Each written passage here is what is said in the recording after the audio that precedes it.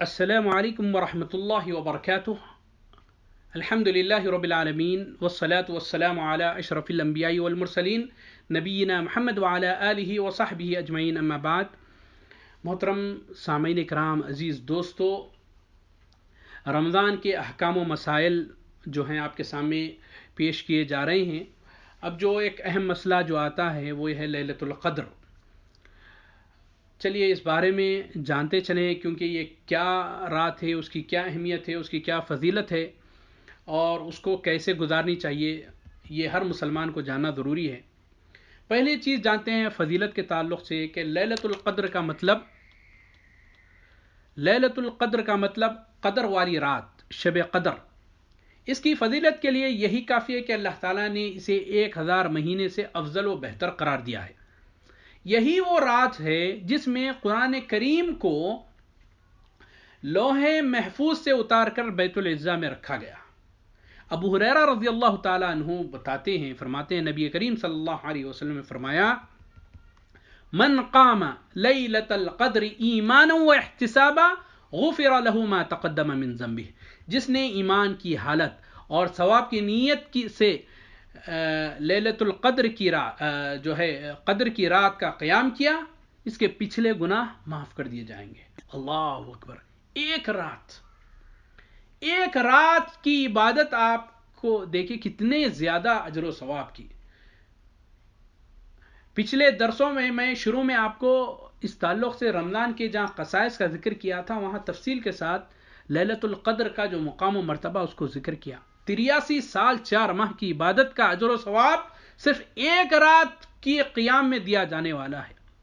ایک رات اگر آپ اللہ رب العالمین کے بتائے ہوئے احکامات کے مطابق اللہ رب العالمین کے رضا والے کاموں میں گزار دیں تو آپ کو اتنا اجر و ثواب ملے گا کہ 1000 ماہ کی عبادت سے زیادہ بہتر قرار دیا گیا ہے۔ محترم سامعین، یہ معمولی عبادت نہیں ہے۔ اس کی تفصیل انشاءاللہ میں آگے آپ کے سامنے رکھتا چلوں کہ لیلۃ القدر کی تلاش کا ہم کو حکم دیا گیا ہے۔ نبی کریم صلی اللہ علیہ وسلم کو لیلۃ القدر دکھائی گئی تھی، لیکن اس کی جو تعیین تھی پھر وہ اٹھا لی گئی۔ اس بارے میں ام المؤمنین صدیقہ بنت صدیق عائشہ رضی اللہ تعالی عنہا روایت کرتی ہیں کہ نبی کریم صلی اللہ علیہ وسلم نے فرمایا، تحروا لیلۃ القدر فی الوتر من العشر الاواخر من رمضان۔ دیکھیے صحیح بخاری کی روایت ہے، تحروا لیلۃ القدر فی الوتر من العشر الاواخر من رمضان، کہ لیلۃ القدر کو رمضان کے آخری عشرے کی طاق راتوں میں تلاش کرو۔ طاق راتیں کیا ہیں میرے بھائی؟ 21ویں رات، 23ویں رات، 25ویں رات، 27ویں رات، 29ویں رات، یہ طاق راتیں ہیں۔ ہمارے بعض بھائی صرف 27ویں شب کو مختص کر اسی میں عبادتیں کرتے ہیں۔ ایسا نہیں ہے میرے بھائی، آتی ہیں اس کے تعلق سے بھی ہم کو بعض باتیں 27ویں کے شب کے تعلق سے بھی بعض اقوال ملتے ہیں، لیکن یہاں نبی کریم صلی اللہ علیہ وسلم کی صریح حدیث موجود ہے کہ رمضان کے آخری عشرے کی طاق راتوں میں لیلۃ القدر کو تلاش کرو۔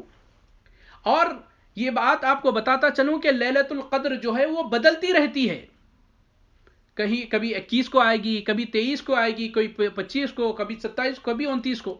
اب جو 27 ہی کو پکڑ کر صرف 27 ہی کو عبادت کرنے لگے، جیسا کہ ہمارے انڈیا پاکستان میں بعض ہمارے مسلمان بعض بھائی کرتے ہیں، یہ چیز غلط ہے۔ بلکہ آخری عشرے میں پوری راتیں میرے بھائی اللہ کی عبادت میں بسر کرنی چاہیے۔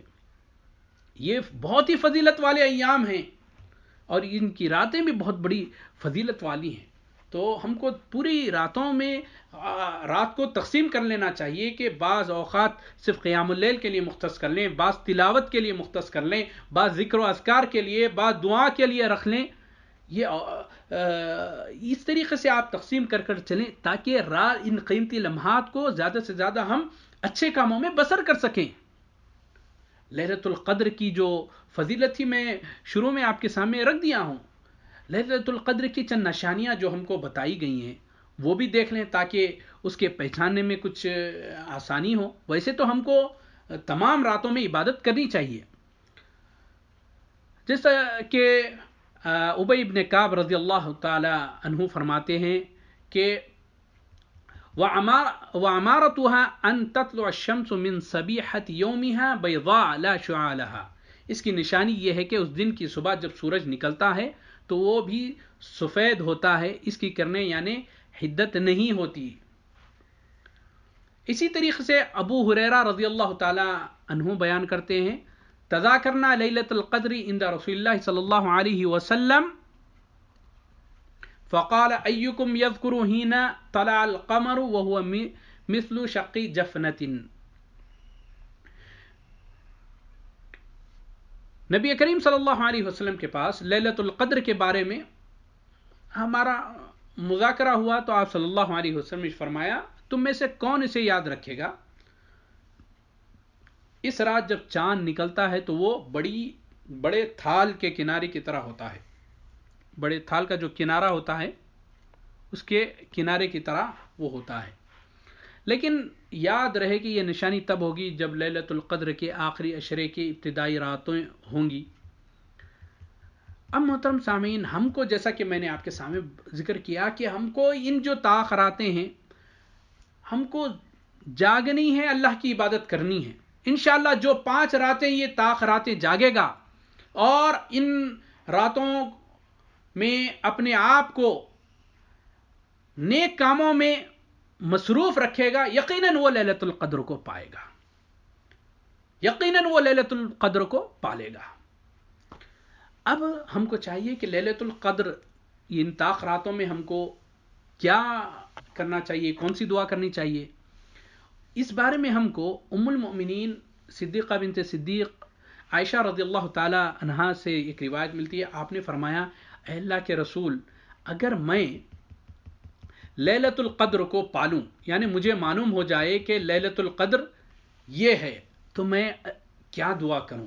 تو آپ صلی اللہ علیہ وسلم نے پیاری دعا سکھائی ہے، اللہم انک عفو تحب العفو فاعف عنی، اللہم انک عفو تحب العفو فاعف عنی، اے اللہ تو بہت زیادہ معاف کرنے والا ہے، تو معاف کرنے کو پسند کرتا ہے، لہذا مجھے معاف کر دے۔ کتنی پیاری دعا ہے۔ اور سنیے آپ، نبی کریم صلی اللہ علیہ وسلم نے ام المؤمنین عائشہ صدیقہ رضی اللہ تعالی عنہا کو یہ چیزیں بتائی ہیں، یہ دعا سکھائی ہے، تو ہم کو چاہیے کہ ہم ان تاخراتوں میں اس دعا کا کثرت کے ساتھ اہتمام کرنا چاہیے۔ تو محترم سامعین، یہ دعا کے ساتھ ہم کو دوسری جو دعائیں ہیں ان تمام کا اہتمام کرنا چاہیے۔ وہ دعائیں جو گناہوں کی بخشش کے تعلق سے نبی کریم صلی اللہ علیہ وسلم نے ہم کو سکھائی ہیں، وہ دعاؤں کا اہتمام کریں۔ اور وہ دوسری، آپ کو اگر عربی زبان میں دعائیں یاد نہیں ہیں تو آپ اپنی جو زبان آپ کی ہے اس میں آپ اللہ رب العالمین سے دعائیں کریں، جنت کے حصول کے لیے دعا کریں، جہنم سے نجات کے لیے، جیسا کہ نبی کریم صلی اللہ علیہ وسلم ہمیشہ دعا کرتے تھے، اللہم انی اسألک الجنہ واعوذ بک من النار۔ اس طریقے سے دنیا اور آخرت میں رسوائی سے بچنے کے لیے اور بہترین انجام کی دعا جو نبی کریم صلی اللہ علیہ وسلم نے سکھائی ہے، اللہم احسن عاقبتنا فی الامور کلھا واجرنا من خزی الدنیا وعذاب الآخرہ۔ اس طریقے سے برے عمل کے شر سے بچنے کی دعا جو نبی کریم صلی اللہ علیہ وسلم نے سکھائی ہے، اللہم انی اعوذ بک من شر ما عملت ومن شر ما لم اعمل، کہ اے اللہ میں ہر اس عمل کے شر سے جو میں نے کیا ہے اور جو ابھی تک میں نے نہیں کیا تیری پناہ میں آتا ہوں۔ دیکھیے، اور اسی طریقے سے جو تباہ کن آفات آتے ہیں ان سے بھی نبی کریم صلی اللہ علیہ وسلم ہمیشہ بچنے کی دعا کرتے تھے، اللہم انی اعوذ بک من علم لا ينفع ومن قلب لا يخشع ومن نفس لا تشبع ومن دعوت لا يستجاب لها۔ اے اللہ میں نفع سے خالی علم اور خشوع سے عاری دل اور دنیا کے لالچی نفس اور ناقبول ہونے والی جو دعائیں ہیں اس سے تیری پناہ چاہتا ہوں۔ ہدایت کی دعا کرنی چاہیے محترم سامعین۔ ہدایت، اللہ رب العالمین ہی ہدایت دینے والا ہے نہیں؟ اللہم انی اسألک الہدی والتقی والعفاف والغنی، کہ اے اللہ میں تجھ سے ہدایت، پارسائی، عفت و پاک دامنی اور بے نیازی یعنی دوسروں کا محتاج نہ ہونے کا سوال کرتا ہوں۔ اس طریقے سے محترم سامعین، رزق میں فراغی، کشادگی کے لیے اور وسیع گھر کے لیے دعا کرنا چاہیے۔ اس کی بھی جو دعا نبی کریم صلی اللہ علیہ وسلم نے ہم کو بتائی ہے، اللہم اغفر لی ذنبی ووسع لی فی داری وبارک لی فی رزقی، اے اللہ میرے گناہ معاف کر دے، میرے لیے میرے گھر میں وسعت پیدا کر اور میرے رزق میں برکت عطا فرما. اور اللہ رب العالمین سے محبت کی دعا کرنی چاہیے، جیسا کہ بتایا گیا، اللہم انی اسألک حبک وحب من يحبك والعمل الذي يبلغني حبك اللهم اجعل حبك احب الي من نفسي واهلي ومن الماء البارد. اے اللہ میں تجھ سے تیری محبت، تجھ سے محبت کرنے والوں کی محبت اور ایسے عمل کا طلبگار ہوں، طالب ہوں جو تیری محبت تک پہنچا دے. اے اللہ تو میرے دل میں اپنی محبت کو میری جان اور میرے اہل و عیال اور ٹھنڈے پانی کی محبت سے بھی فائق کر دے. اس طرح ہم کو بہت سی دعائیں جو ہم کو بتائی گئی ہیں، جو آپ کو یاد ہیں یا نہیں تو آپ اپنی زبان میں دعا کریں. جیسا کہ میں نے پہلے بھی ذکر کیا، اپنے لیے، اپنے والدین کے لیے، اپنے بیوی بچوں کے لیے، اپنے دوست احباب کے لیے، اپنے رشتہ داروں کے لیے، اپنے پڑوسیوں کے لیے، اپنے ملک والوں کے لیے، امت مسلمہ کے لیے، بیماروں کے لیے، پریشان حالوں کے لیے، بے روزگاروں کے لیے، اور جو ہمارے بہن بھائی جو بن جوڑے بیٹھے ہوئے ہیں ان کے لیے، اچھے رشتوں کے لیے، تمام کے لیے دعائیں کرے. اور دنیا و آخرت کی سعادت مندی کے لیے، قبر کے عذاب سے بچنے کے لیے، جہنم کے عذاب سے بچنے کے لیے، اور حشر کے دن کی پریشانیوں سے بچنے کے لیے، اور نبی کریم صلی اللہ علیہ وسلم کے مبارک ہاتھوں سے حوض کوثر پہ آب کوثر کے لیے، اور نبی کریم صلی اللہ علیہ وسلم کی شفاعت کے لیے، جنت الفردوس کے لیے، جہنم کے عذاب سے بچنے کے لیے بہت سی دعائیں جو ہیں آپ اپنی اپنی زبانوں میں کریں. انشاءاللہ اللہ تعالیٰ ان مبارک ایام میں ضرور ہماری دعاؤں کو قبول فرمائے گا. اور خاص طور پر عشر اواخر جو ہیں ان میں خاص طور پر دعاؤں کا اہتمام کریں، کیونکہ وہ وقت جیسا کہ میں نے پہلے ذکر کیا کہ لیلۃ القدر میں بڑے بڑے فیصلے کیے جاتے ہیں. آپ وہاں دعا کریے انشاءاللہ، جیسا کہ نبی کریم صلی اللہ علیہ وسلم نے فرمایا کہ کیا ہے وہ بڑے فیصلے، جو تقدیر کے جو فیصلے ہیں وہ دعاؤں کے ذریعے بدل دیے جاتے ہیں. تو ہم کو دعا کرنا چاہیے، ہم کو اللہ رب العالمین کو راضی کرنا چاہیے، اپنے لیے، اپنی اولاد کے لیے، نیک تربیت کے لیے، نیک اولاد کے لیے دعائیں کریں. انشاءاللہ یقیناً اللہ تعالی ہماری دعاؤں کو قبول فرمائے گا. آپ تمام سے دعا ہے کہ آپ جب آپ دعا کریں تو تمام کے لیے دعائیں کریں. اپنے والدین کو نہ بھولیں، اپنے والدین کو نہ بھولیں. والدین ایک انمول نعمت ہے اللہ رب العالمین کی طرف سے. جن کے والدین زندہ ہیں میں ان سے تمام سے گزارش کرتا ہوں کہ اپنے والدین کی قدر کریں، اپنے والدین کی قدر کریں، ان کے ساتھ حسن سلوک کا معاملہ کریں، ان کا احساس کریں، ان کے کوئی کمی ان کی زندگیوں میں نہ پیش آئے ان کا لحاظ کریں. یہ انمول نعمت ہے. یہ نعمت کا اندازہ آپ کو جبھی میں ہوگا جب آپ سے یہ نعمت آپ سے جدا ہو جائے گی. اگر جن کے والدین زندہ ہیں ان کو چاہیے کہ وہ قدر کریں. جن کی والد زندہ ہیں، جن کی ماں زندہ ہے، دونوں میں سے کوئی ایک زندہ ہے، ان کی قدر کریں. اور جن کے والدین اس دنیا سے جا چکے ہیں آپ ان کے لیے بہترین سرمایہ ہے. دعائیں مغفرت کریں، ان کے حق میں صدقہ و خیرات کریں، ان کے لیے ہمیشہ دعا کریں. رب ارحمہما کما ربیانی صغیرا، رب ارحمہما کما ربیانی صغیرا، کہ اللہ ان پر رحم فرما جیسا کہ انہوں نے بچپن میں مجھے سنبھالا، میری تربیت کی. اللہ ہم بچپن کا کتنا مشکل ہوتا ہے بچوں کو سنبھالنا، والدین جانتے ہیں. تو جس کٹھنائی کے ساتھ، جس پریشانیوں کے ساتھ انہوں نے آپ کو پالا پوسا، ان کے لیے دعا کرنا آپ تمام پر فرض ہے. ان کے لیے صدقہ و خیرات کریں، ان کے لیے دعائیں مغفرت کریں. یقیناً آپ کی دعاؤں میں تمام والدین کو شامل کریں. اللہ تعالیٰ سے دعا ہے کہ اللہ تعالیٰ جن کے والدین زندہ ہیں، اے اللہ تعالیٰ ان کو، اولاد کو یہ توفیق دے کہ وہ اپنے والدین کی کما حقہ، ان کا احساس کر سکیں، ان کی دیکھ بھال کر سکیں، ان کی ضروریات کی تکمیل کر سکیں، ان کے ساتھ حسن سلوک کر سکیں. اور جن کے والدین اس دنیا میں نہیں ہیں، چاہے دونوں میں سے دونوں نہ ہوں، چاہے ایک ہو، تو اللہ تعالیٰ ان تمام کی مغفرت فرما، ان کی قبروں کو تحت نظر کشادہ فرما دے. ان کو اے اللہ تعالیٰ ان کی قبر کو جنت کی کیاریوں میں سے ایک کیاری بنا دے. اے اللہ ان تمام کی بخشش فرما دے. اللہ ہم تمام کو جنت الفردوس میں اکٹھا فرما. یہ دعا کریں میرے بھائی، یہ والدین کے لیے بہت ضروری ہے، کیونکہ آپ والدین کے لیے صدقہ جاریہ ہے، صدقہ بہترین صدقہ جاریہ ہے. جب انسان مر جاتا ہے، نبی کریم صلی اللہ علیہ وسلم نے فرمایا کہ اس کا نام اعمال بند ہو جاتا ہے سوائے 3 چیزوں کے.